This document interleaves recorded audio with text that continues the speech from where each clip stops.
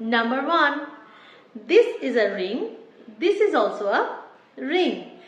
এই ring মানে আংটি, হাতে পরি আমরা, a type of jewelry. আর এই ring মানে হচ্ছে বেল, ঘন্টা পড়ে যায় স্কুলে, ক্লাসে বা বাইরে অন্য কোথাও, এটাকেও বলা হয় ring. Number 2, this is a rose. This is also called rose. এই রোজ মানে তো জানোই গোলাপ ফুল, আর এই রোজ মানে হচ্ছে উঠেছিল।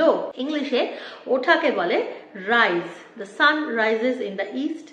রাইজের পাস্ট টেন্স হয় রোজ। তার মানে কোনো কিছু উঠে গিয়েছিল এইটা বলার জন্য রোজ কথাটা ব্যবহার করা হয়। Number 3, this is a seal. This is also a seal.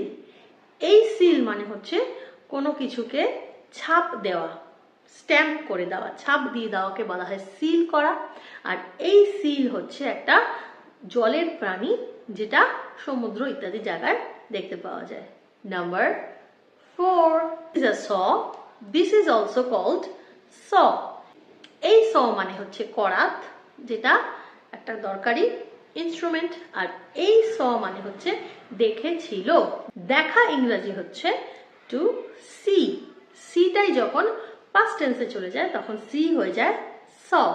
তার মানে কোনো কিছু দেখেছিলাম বা দেখেছিল সেটা বলতে গেলে বলতে হবে saw। And number 5, this is a tie. This is also called to tie. এই টাই তো একটা আমাদের পোশাকের অঙ্গ, গলায় আমরা টাই পরি স্যুটের সাথে, শার্টের সাথে। আর এই টাই মানে হচ্ছে কোনো কিছুকে বেঁধে ফেলা, টু বাইন্ড সামথিং কেও টাই করা বলা হয়। তো এটা ছিল পার্ট 4 অফ দ্য হোমোগ্রাফ ওয়ার্ডস। এরকম ওয়ার্ডস আরো প্রচুর প্রচুর রয়েছে। তো এটার যদি একটা পার্ট 5 দেখতে চাও সেটা কিন্তু কমেন্টসে আমাকে অবশ্যই জানাতে হবে। এবং as always like and subscribe for more.